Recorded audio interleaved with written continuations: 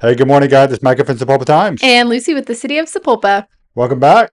Getting a little bit of a late start, but we are getting ready, man. There's some big stuff happening. If you're watching, you're probably tuning in because you found out that Paragon has filed for Chapter 11 liquidation. We're going to be talking about that and what that means and what it doesn't mean specifically. So, got more about that coming. But first, before anything else, so Lucy walked through the door before the show this morning and said, "Hey, didn't see you at the birthday party yesterday." And I said, "Hey, I was there." And I got pictures to prove it. So I was there. We did show up late, but it was a really good turnout, I Mm-hmm. thought, especially for a Tuesday evening. Yeah, Um, that's what I thought when I was there at the start of it. yeah. Yeah, So the start of it being like 5:30 or yeah. something. I Okay. was there at 5:30, and then I was like, man, there's quite a few people already here. And then I left, just after 6, and I mean, people were still filing in. So I saw some pictures, and I was like, well, those people weren't there when I was there. And then I realized the party went till like 9. Did it go? Well, they said the party was from like 5:30 to 8, so we were trying to Oh, 8 o'clock. get Okay. rid of ourselves. We were trying to get out the door before Oh, it okay. actually closed. But so a couple cool things. First of all, did you had like the sugar cookie thing, the sugar bar thing, Yes. the birthday? That was amazing. Yes. That was. Did you have some? I didn't eat it. Just Hudson. Okay. All right. Well, it was great. I mean, I will tell you it was awesome. But they've got their Able license now, so they're going to start serving alcohol. Hmm. And I think the plan is to kind of not serve it all day long, but like to um, flip the menu a little bit or to start offering those in the evenings. And so that was pretty cool. And what I thought was funny about this, I don't know if you had a chance to talk to Steve Nance about it, but they were planning like a very simple, like alcohol menu since the first night. They didn't know what to expect.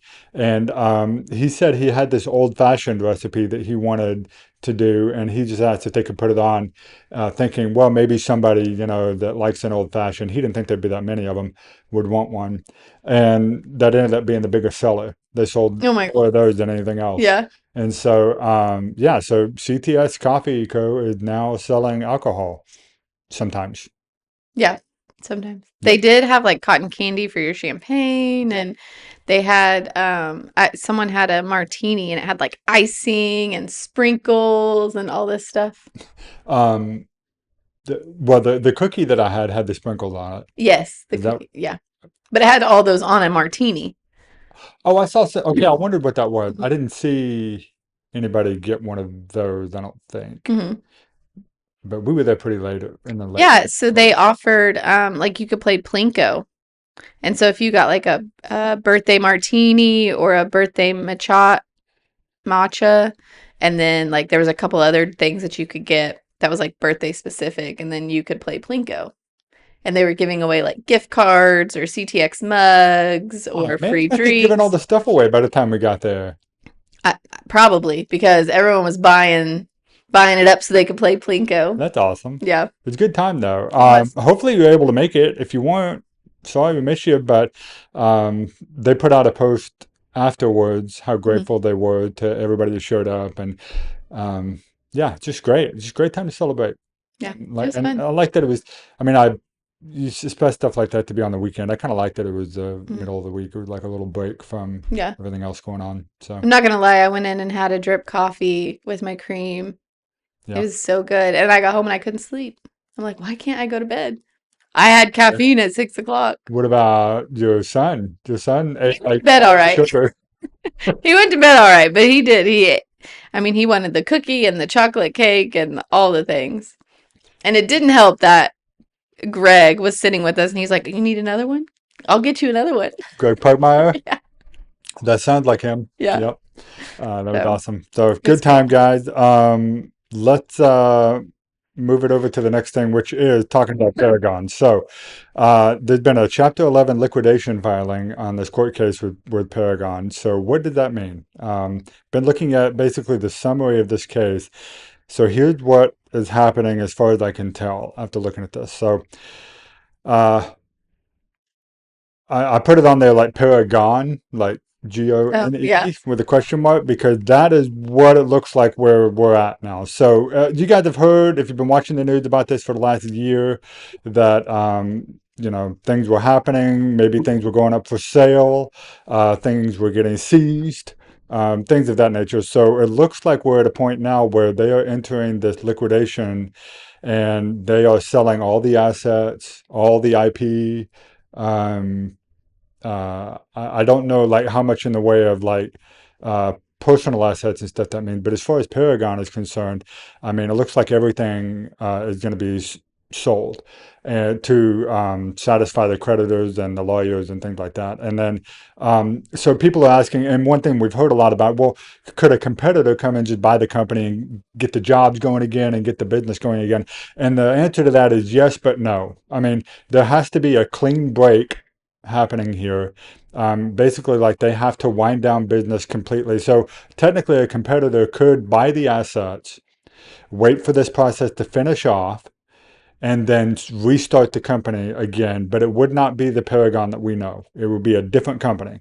And I'm told that all the ownership and all of the shareholders in Paragon, as we know it now, are losing that. And so anybody, I guess, who is involved in that on the ownership level is not going to be going forward. I think that was a stipulation of the agreement. So now, that being the case, they have filed this. It has not been ruled on yet that I'm aware of, but it does seem very likely. And I think in the springtime we'll probably get more information about an actual auction probably coming down, or maybe a competitive bid to buy the assets and things like that. So anyway, that's the latest as we know it as far as Paragon, but it does look like the Paragon that we all knew and loved is going away. So if we find out differently, we'll be sure to let you guys know about that. So the next thing we have is stop signs. It's Yes. exciting. So exciting. So, if you go to Daylight Donuts, or over in that area on Bryan Street, it was originally just a two-way. And so you could travel north and south at your leisure. There was no stop sign, but when you were going east and west, there was a stop sign. And so that caused a little bit of concern with people backing in and out of the donut shop. We had some delivery trucks for Dollar General that would kind of pull up into the road, and it made it a little bit hard for to visually see those things. And so we brought that was brought to our attention at City Hall, and so I always thought it was concerning, but I just thought it was just me. But we actually had someone bring it to City Hall, and it was something that our streets department and our police department and everyone kind of came together to work on this situation. And so when it came down to it, they decided that we were going to make that a four-way stop. Mhm. And so they have installed the stop signs as of this morning. So if you are out and about and you do not stop, you will and can get a ticket on that four-way stop. So I highly recommend that you pay attention, and just be aware of your surroundings, because I'm not gonna lie, we've been putting up a lot of stop signs and they're catching some people off guard. So we're excited and hopeful that this will give a lot of people the peace of mind to go to the donut shop and travel that road safely. hmm on that same note, just kind of be aware that I think we're going to see a bigger police presence in downtown and in that area, watching to make sure that people are obeying not only that stop sign, but we got a new speed limit Hmm. downtown, 15 miles an hour, pedestrian crossings Hmm. all through downtown. So I think they're going to be watching to make sure that folks are obeying those traffic laws, and hopefully watching um, for semis and stuff, Hmm. maybe too coming down. So we'll see what happens with that. But anyway, so yeah, four-way stop at Bryan. I know a lot of you guys who live over in that part of town are probably going to be really happy to hear about that. So on that same note, and sticking with Lucy's stuff here, last night the city voted to annex or de-annex rather Hmm. the property that we all know as Camp Okiwanee out there by Highway 33. So what happened with that? Yeah, so it is a temporary de-annexation. So this de-annexation will only last 5 years, unless the property is sold or if the use changes. So if the current owner decides they want to go a different route with it, then that would terminate the de-annexation. It would come back into city limits. But this is a camp that was maintained and kind of went back and forth on what was going. I mean, it was a campfire camp, but the maintenance and things like that. And so, with the new owner, they're remodeling and clearing out some I'm gonna call it forestry. But it's debris and trees and things like that. And so one of the things that they kind of came to us with was, every time we burn, we have to have the city there, and every time we do this, then we have to call someone out. And so it was going to require a lot of time and supervision from our fire department. Right. And so the county doesn't require those same specifications. If you're in the county, you can burn a little bit more freely. You do still have to let somebody know you're burning and things like that. And so this is just a temporary thing to allow them to clean up the land and get remodel and all those things. And then once it's all ready to go, then we will pull it back in to Sapulpa. We will re-annex it, I guess is the word. The city limits. And then we will go from there. But it's just a way that they can do what they need to do, and in my personal opinion, we're not standing over them waiting for every little piece of it. So Yeah, no, I get it. It seems like a better use of the resources because, I mean, going out there to just watch a fire yeah. a bunch. I mean, because there's going to be a lot of it going on, and I think Mhm. that was kind of the deal. So, Yeah. you guys be watching for a lot of changes happening out there. I've seen them posting on Facebook and Mhm. stuff. The new owner, Carol Sherwood, there. Um, I'm pretty excited about what he's already done with it and what he's going to Mhm. continue to do with it. So, yeah, looking forward to sharing more information about that in the future. Speaking of sharing information, I need to bring up another thing here. So I've got this other episode that I filmed with another guest that I was going to try and get released last night. We had the birthday party and stuff, so I wasn't able to get it done. So I'm going to be releasing it later today.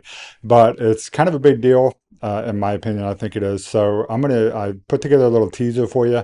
It's just about a minute and a half clip. So you guys check this out, and then we'll be back. So you went to bed feeling good about yourself, I did. and then what happened next, Kara? I got sued by the man that hurt me, and I ended up a judge ended up siding with him, and I was legally muzzled by the state of Oklahoma for warning women about a serial predator. How is it that a judge came to that conclusion to where, because you told me before that the flyer that you posted didn't have any inaccurate information. I It did was not. court cases, court numbers, and photos of the victims, right? Is that right? Yep, that is right. Okay. And so how is it that a judge came to the conclusion that you should not talk about this and not try to warn anybody else about this guy? He ruled that I had not followed the proper protocol in warning the public, like I was supposed to file Yelp reviews. Yeah, Um, what does that mean? I don't know. What's I the don't know. proper He protocol? he he also ruled that the damage done to him was greater than the damage done to me, and that someone may see the flyer and think lesser of him. Okay, that was a clip from our special episode called Wildfire that's going to be coming out later this afternoon. You guys be sure to stay tuned to watch that here. And as always, if you are not already, we always encourage you guys to subscribe. We've got a lot of events that are possibly happening this weekend. We've got a weather report coming out tomorrow that will kind of give you some more information about some of that. But if you want to stay in the loop with everything happening in Sapulpa, be sure to subscribe. We've got the free events email that we send out every week on Thursday. That one is free, and you can pay to be a Timeloop Plus subscriber and get even more updates from Sapulpa Times. So thanks to all of you guys who support us. We appreciate it very much. So that's it, I think. Sounds great. I don't have anything else. Okay, guys, thanks for tuning in to the Time Loop Live. We'll see you again a little bit later this afternoon when you watch the new episode with Kara Youngblood called Wildfire. And if not then, I'll see you guys on Friday. We talk about all things happening in the town that we love. See you on Free Coffee Friday, everybody. Bye.